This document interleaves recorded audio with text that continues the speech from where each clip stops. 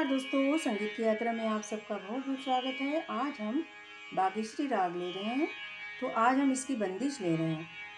यह जो है कॉफी राग थाट से उत्पन्न है, तो इसमें ग में कोमल है। यह त्रिताल में है और यह थाली से शुरू है। तो चलिए दोस्तों शुरू करते हैं। सा